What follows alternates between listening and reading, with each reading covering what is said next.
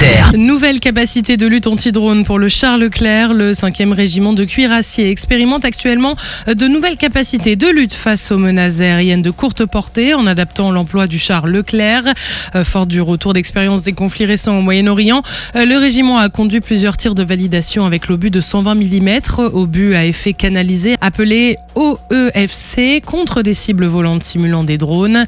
Les essais ont été réalisés dans des conditions particulièrement exigeantes avec des trajectoires erratiques, des axes d'approche complexes et des cibles de petite taille évoluant à des altitudes supérieures à celles généralement observées en opération. Le principe repose sur l'utilisation de centaines de billes en tungstène projetées à très haute vitesse à la sortie du canon afin de neutraliser la cible en vol. L'objectif est de développer une capacité anti-drone d'opportunité à partir des moyens déjà en service au sein des unités blindées dans un contexte où la menace drone s'impose désormais comme un enjeu majeur du combat terrestre moderne. Fin du premier déploiement de longue durée de la frégate de défense et d'intervention amiral Onark après 123 jours de déploiement. Ce déploiement constituait une étape importante avant l'admission au service actif de cette première frégate de nouvelle génération, avec pour objectif de tester ses capacités au plus proche des conditions réelles d'emploi opérationnel. Parti de Brest en janvier, le bâtiment a successivement évolué en eau froide dans le nord de l'Europe, participé à l'exercice Orion 26 avec le groupe aéronaval et puis poursuivi son déploiement dans les Caraïbes et l'Atlantique. Au total, plus de 24 000 nautiques ont été parcourus afin d'évaluer les systèmes de combat, les équipements embarqués et l'endurance du bâtiment dans ces environnements climatiques très variés. Les enseignements tirés de cette mission contribueront à la montée en puissance de la future classe des frégates de défense et d'intervention destinées à renforcer les capacités de premier rang de la flotte française.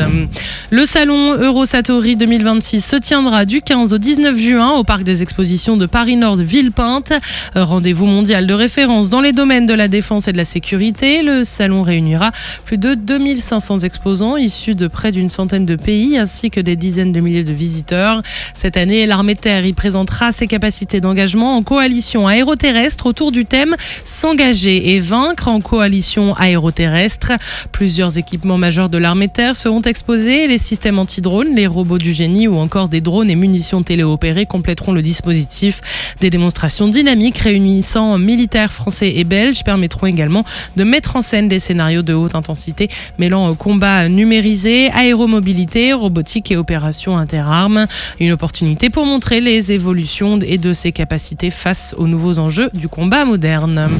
D'un salon à un autre, mais à une toute autre échelle, les aviateurs de la base aérienne 126 de Ventiseri Solenzara en Corse ont participé au mini-salon du ciel et de l'espace organisé par le collège de Biguglia au sud de Bastia dans le cadre des classes défense. Pendant 2 jours, collégiens, militaires et professionnels du secteur aéronautique et spatial ont échangé autour des métiers de l'armée de l'air et de l'espace, des technologies spatiales et des parcours d'engagement. Les aviateurs de la base aérienne 126 ont proposé plusieurs ateliers et démonstrations, notamment autour des drones, tout en présentant leur mission aux jeunes générations, de quoi certainement susciter des vocations dans l'armée d'active ou de réserve. Les élèves ont également assisté à une intervention consacrée à la mission Upsilon, à laquelle participe actuellement le colonel Sophie Adno à bord de la Station spatiale internationale. Ce mini-salon s'inscrit dans le partenariat développé depuis 3 ans entre la BA 126 et le collège de Biguglia dans le cadre des classes défense. Et puis clap de fin pour le sous-marin d'attaque Pearl qui réalise son dernier déploiement opérationnel. Après 33 années de service au sein de la Marine nationale, le sous-marin nucléaire d'attaque Pearl a appareillé de Toulon pour rejoindre Cherbourg en vue de son retrait du service actif. Déployé sous toutes les mers du globe, le SNA Pearl a parcouru plus d'1 million de nautiques, effectué plus de 100 000 heures de plongée et contribué pendant plus de 3 décennies aux missions stratégiques de la France. Soutien à la dissuasion, protection du groupe aéronaval, lutte sous-marine et protection des forces navales. Une nouvelle génération de sous-marins aux capacités renforcées du type Suffren vient de remplacer ces grands départs, si marquants pour les nombreux équipages qui ont vécu à bord pour notre sécurité.